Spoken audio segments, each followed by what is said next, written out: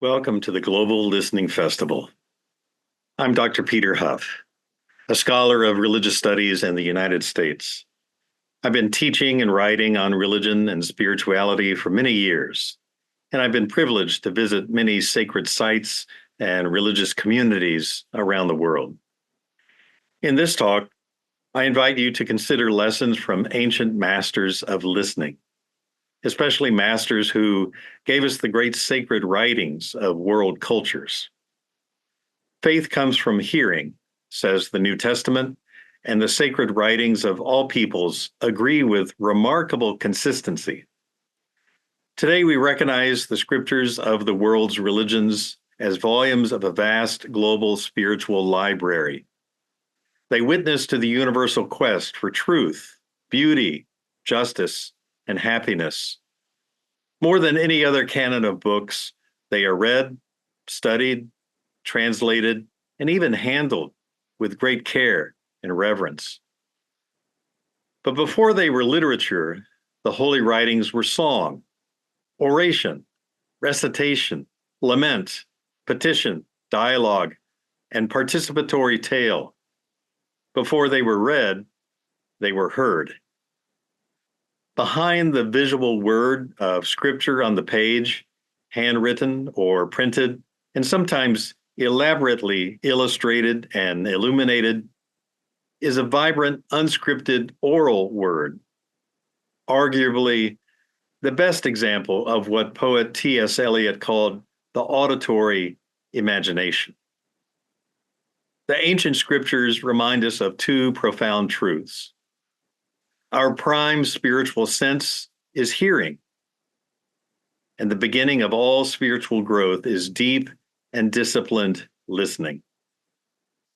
In this presentation, I invite you, representing a vast, lavish diversity of outlooks and orientations, to appreciate the world of listening that permeates our spiritual classics. I approach this subject not from a partisan, confessional, or apologetic angle, but from a generous, interfaith, pluralist, humanist perspective. All of us can learn from this wisdom that has so long infused the world's cultures. I agree with Mahatma Gandhi, who said the study of the world's scriptures is a sacred duty, transcending our various belief systems and philosophical loyalties. This presentation focuses on desert teachers, mountain recluses, forest sages, cunning monks and mystics, wandering adepts. We call them prophets, apostles, saints, gurus, magi, mystagogues, and rishis. These are the spiritual pioneers whose spoken words, preserved by devoted scribes, have given the human community works of genius such as the Vedas, the Upanishads, the Bhagavad Gita, the Dhammapada, the Tao Te Ching, the Analects, the Bible, the Talmud, the Quran, the Book of Mormon, the Adi Granth, and many more. These often anonymous guides, even when they encourage their followers to behold visions of a better world, enhance their message with entreaties to hearken to the sound of life-changing voices all around them. Voices of plants and animals, of stars and planets, of ancestors and spirits, of the restless human heart, and of mysterious forces beyond description. And we should never forget, even when they encourage us to see other worlds, they do so with words.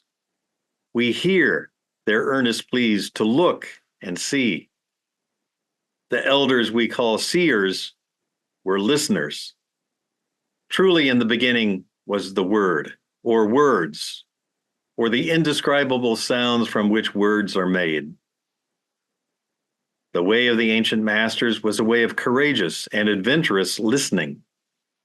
They were the supreme audionauts of history. To borrow a phrase from historian James O'Donnell, they were avatars of the Word. Treasured among all ancient civilizations, their way remains enormously relevant today. for people of all spiritual positions and profiles. The Way of the Ancient Masters offers valuable resources to all of us seeking authenticity in our lives, empathy in our relationships, communion with nature, and hope for a meaningful future. Of course, a critic might say the spiritual needs of people today are of supreme importance, but why should we pay so much attention to words of ages past? Why not focus on the most up-to-date research, fresh thoughts in tune with the latest needs and discoveries of our modern or even postmodern world? All of these sources are enormously significant, and the last thing we want to do is compete with the voices of today or denigrate the hard-won insights of the here and now. But it is likely that all of us are well acquainted with 21st century ideas and points of view. We don't need to be reminded of the thoughts of today. They captivate and at times even colonize our minds already. We are routinely warned of the dangers of intellectual silos and spiritual and cultural echo chambers, where we hear only what we agree with, where our thoughts are confirmed by the thoughts of people just like us, and our fundamental assumptions are never challenged, where we mistake intellectual fad for self-evident truth. As literary scholar C.S. Lewis reminds us, every age has its own fallible outlook, its limited view, weakened by blind spots. No worldview is complete or completely trustworthy. A steady diet of modern literature means we never see the flaws of modern thinking. We never cultivate the virtue of intellectual humility. A modern author himself, Lewis was hardly hoping to turn people away from the literature of our current world. What he yearned for, though, was the revival of respect for the voices of ancient times. Reading old books, he said so eloquently, allows the clean sea breeze of the centuries to blow through our minds. And so the scriptures of the ancients are not the literary wrappings of creeds outworn. Yes, they might sound foreign to us. They might speak in accents we can barely make out. And frankly, they might remind us of less enlightened figures in institutions that diminish life and insult liberty and dignity. But taken on their own terms, the world's sacred classics do not restrict or narrow. Broadening and enriching are what classics do. Launch out into the deep water, Jesus said. That's where all the world's scriptures take us. But how can we encounter this invitation to sail far with the clean sea breeze of centuries? For us moderns, we automatically think of libraries, physical or online. And don't get me wrong, these are enchanted places for me, especially the old-fashioned brick and mortar sites. Where would we be without the heroic efforts of translators, editors, and printers who have graced us with the precious gift of the global sacred canon? I hope you've had fulfilling and life-changing experiences in a quiet, expansive space surrounded by the living thoughts of humans of all times and places. But reading a mechanically produced book silently, and certainly reading an ebook with our eyes only, are not experiences our ancient masters knew or could have even imagined. In some way, these acts, so ingrained in modern behavior, actually distort the message and meaning of the world's holy books. Thankfully, many houses of worship still sustain the venerable practice of reading aloud, offering devotees, visitors, and seekers the opportunity to hear wisdom preserved for centuries, even millennia. You can go to temples, shrines, churches, masjids, synagogues, gurdwaras, monasteries, and ashrams, and hear scriptures declaimed or chanted, often in their original languages, ushering you into direct and personal contact with the actual words spoken long ago by inspired exemplars, and perhaps acquainting you at first hand, as Emerson said, with nothing less than deity. Imagine people thousands of years from now hearing in your own language one of your wisest insights into life. Consider then these passages from the world's most hallowed anthology. I invite you to attend to selections from Sri Guru Granth Sahib, beloved by all devout Sikh practitioners for their references to the immanent divine word and the power of the divine name. Few scriptures stress such reverent listening as the heart of the spiritual life, the first crucial step towards spiritual maturity and moral integrity. By hearing the name, humanity becomes as Shiva, Brahma, and Indra. By hearing the name, even the low become highly lauded. By hearing the name, the way of yoga and the secrets of the body are obtained. By hearing the name, sorrow and sin are no more. By hearing the name, truth, contentment, and divine knowledge are obtained. By hearing the name, the mind is composed and fixed on God. There is no paper or pen or writer to describe the condition of the one who obeys God. The mention of paper and pen in this majestic hymn to hearing is intriguing and instructive. We so easily forget that many of the extraordinary figures we call ancient masters did not or could not write.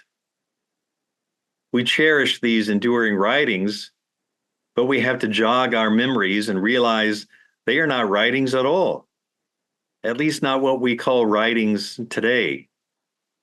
They are living records of oracles, channeling communications often framed as verse, and just as often originally received and delivered in what might have been meditative or trance states or other forms of alternative consciousness. It surprises Christians to learn that Jesus wrote nothing. His contemporaries commented on his lack of formal education. Muslims make a point to speak of the Prophet Muhammad as unlettered. Both figures deeply treasured holy books. The book most closely associated with Muhammad, the Holy Quran, is not the product of his hand, though.